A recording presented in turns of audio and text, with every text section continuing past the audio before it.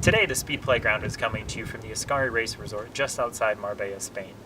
I spent all day on track at the world's most exclusive race resort and had an absolute blast in a car that is a rolling piece of junk, pretty much. I'm not going to tell you what it is. I will tell you it's a diesel, and it has an eco button, which means it's definitely not fast. It's heavy, ugly, and doesn't turn for crap. But I still had fun, and the tires are still on it, which is a positive. It was not a match for the Ferraris and Radicals that were out on track, as you'll see in some of the onboard footage that we put up. But still, I think we put this little beast through the ringer, and honestly, the star of the show is for sure the track. I mean, the track, I don't even know how many corners there are, but it's a really, really unique challenge. If you ever have the opportunity to come drive here, definitely take advantage of it. There's multiple sections that, even in a slow, fat, ugly, stupid-ass car like I had, are still a ton of fun. And it's definitely worth coming up here. And you get to see some great scenery. As you can see behind me, we're surrounded by mountains. It's a very picturesque place. They treat you fantastically here. Unfortunately, I had a grand plan of having a nice video of all the cars in the paddock and kind of a day in the life of track day at Ascari. But as soon as I got here, we were told that due to private testing, no photos were allowed. In fact, they even put tape on my cell phone cameras. But I came prepared with other cameras.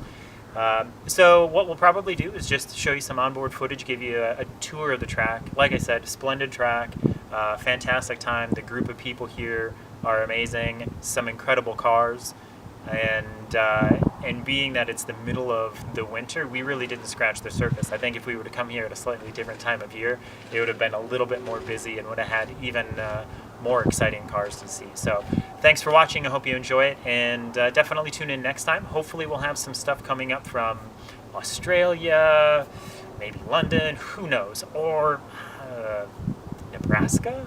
I don't know. Time will tell. Thanks for watching, and we'll see you soon.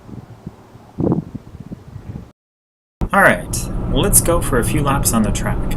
But before we do that, I'm going to give you a chance to hear the awesome power of this machine that we're driving. So I'm going to be quiet for a little bit, but be warned, you do have to listen closely.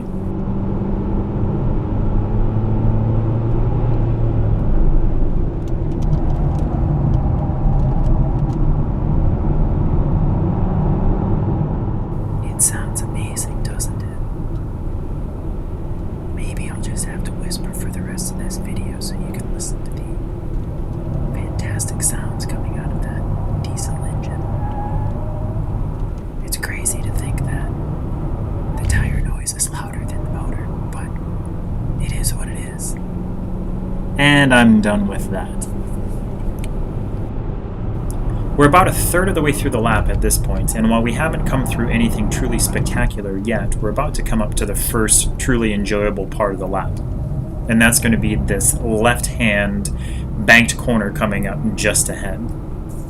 As is the case with most banked corners, you can carry a lot more speed than you'd really think, and you can feel the car compress right there as the G-forces really compress that suspension, and you get a little bit more grip, and you can actually, it's almost like you can feel the right front tire just getting destroyed because of the amount of G-forces going through it, especially on a crappy street car like this one. Next up, we have this tight left-hander, which is vitally important as you need to get a good exit out of this corner to go onto the very, very long, fast back straight section.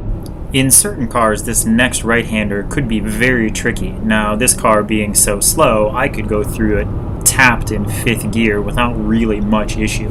If you have a fast car without a lot of downforce, that corner is going to be really, really difficult to get through there, probably not at full throttle either. And from this point on, the track is just fantastic. Getting into some of my favorite parts of the track, first up is this quick left-right chicane where you bounce off curb, curb, curb, and then you push the front tire all the way out and duck back down to set yourself up for mini Eau Rouge, as they call it. And if you do it right, you can bounce off the curb here. And at that point, I was bouncing off the left curb, and I think a couple of times I was getting air under the left side of the car. Coming up next, we've got a deceptively slow left corner. You're going pretty fast through here, and it's you have to set up your braking just right to be able to slow down enough to clip that left curb on the inside. My exit on that last corner really screwed me up for this series of fast right-handers, but it's because of these dudes. A couple of radicals going by, and those things with high downforce, a lot more power than the car I'm in, and a lot less weight. I decided to show proper driving etiquette and just let them go, because as you'll see, they're gone in a hurry. Coming up next, we've got another curb style chicane. We'll bounce it off the right curb and the left curb. Then we set up for this quite tricky turn 3. It's a blind apex left. You have to dive in here before you can really even see the apex. Try and get down to that curb, and then in this car, you're full throttle all the way through this left-hander as you set up for a left-right chicane. This chicane is similar to one later in the lap that we already talked about, where it's very easy to go fast through the first corner, but it completely screws up your line for the second corner. As we come out of this right-hander, we are on a medium length straight as we approach a very fast right corner.